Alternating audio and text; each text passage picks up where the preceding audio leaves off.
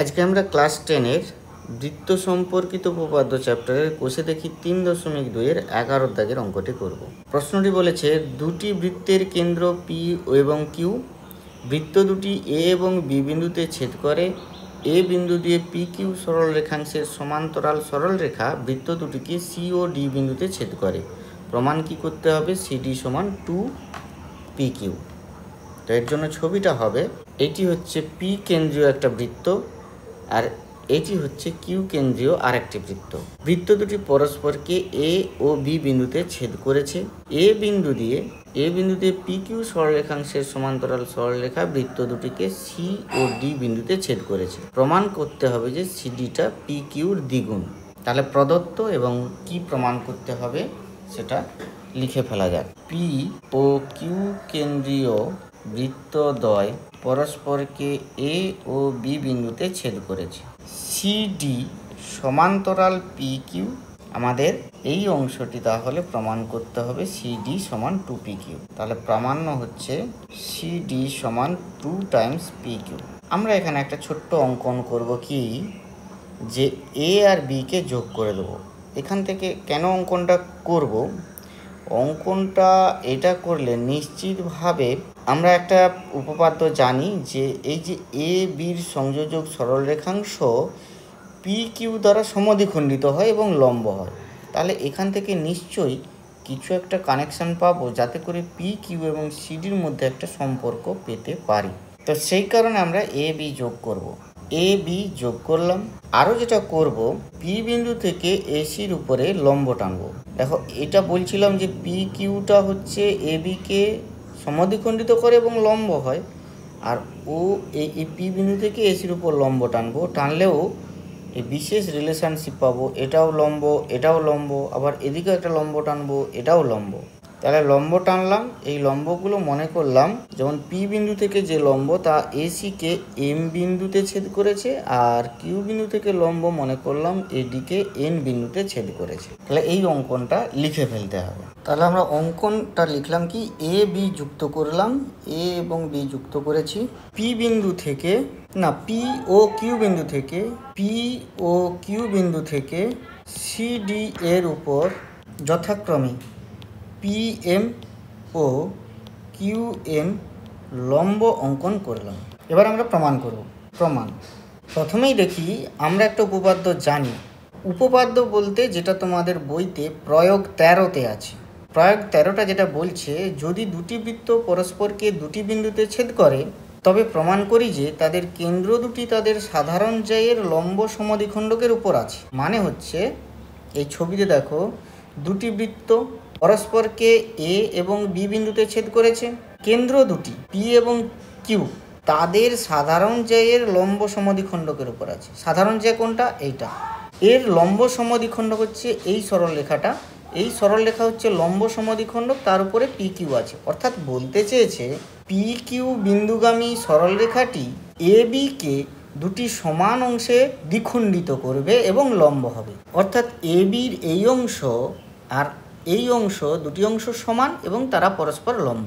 তাহলে আমরা কি জানি না? আমরা জানি কেন্দ্রদ্বয় পি ও কিউ বিন্দুগামী সরলরেখা সাধারণ জ্যা এ বিকে দুটি সমান অংশে দ্বিখণ্ডিত করেছে এবং পি কিউ লম্ব এ বি হবে। আবার যেহেতু সিডি সমান্তরাল পি কিউ, অতএব এটা প্রদত্ত আছে সিডি সমান্তরাল পি কিউ, অতএব এ বি লম্ব সিডি হবে। কারণ এ বি যেহেতু পি কিউর উপরে লম্ব, তাই এ বিটা সিডির উপরেও লম্ব হবে, কারণ সিডি এবং পি কিউ পরস্পর সমান্তরাল সরলরেখা।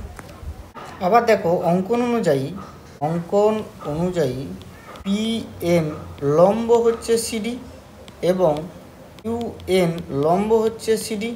ছবিটাকে একটু নিচে নামাই। অতএব আমরা বলতে পারি পি এম সমান্তরাল এ বি এবং কিউ এন সমান্তরাল এ বি।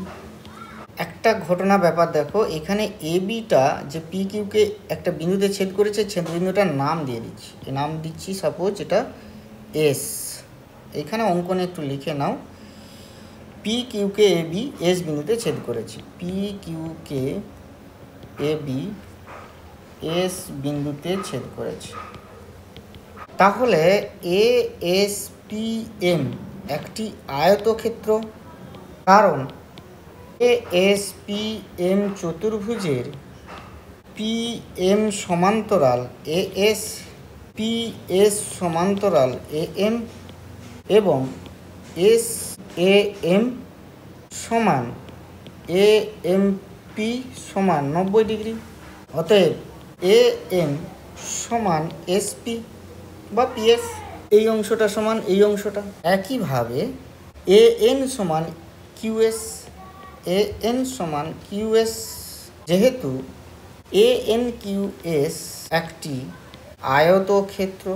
এখন দেখো অঙ্কন অনুযায়ী পি হচ্ছে কেন্দ্র আর পিএম হচ্ছে কেন্দ্রবিন্দুগামী সরলরেখা যা এসি জ্যায়ের উপর লম্ব। তাহলে আমরা জানি যে কেন্দ্রবিন্দুগামী সরলরেখা জ্যায়ের উপর লম্ব হলে সেই জ্যাকে সমান দ্বিখণ্ডিত করে এই অংশ আর এই অংশ সমান হবে। তাহলে কেন্দ্রবিন্দু পি গামী সরলরেখা এসি জ্যা এর উপর লম্ব।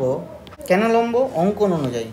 অতএব ছবিটা আবার একটু নিয়ে আসি, এম সি সমান এ এম সমান আবার এস পি হবে, কারণ একটু আগেই আমরা দেখিয়েছি যে এ এম সমান এস পি। তাহলে এইটা এ এম সমান এম সি সমান এস পি হবে।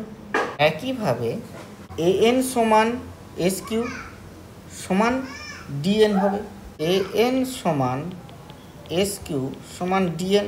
অতএব সিডি সমান আমরা লিখতে পারি এসি প্লাস এডি সমান, এসিকে আবার লিখতে পারি এমসি প্লাস এ এম, তাহলে MC plus A M plus এডিকে লিখতে পারি A N plus DN, A N plus DN সমান এমসি সমান এসপি, তাহলে এসপি আবার এ এম সমান এসপি প্লাস এসপি প্লাস আবার এ এন সমান DN, sorry S Q, N সমান এস কিউ দেখাবো, এন সমান এস কিউ লিখবো, কারণ আমাকে প্রমাণ করতে হবে যে সিডিটা পি কিউ এর দ্বিগুণ।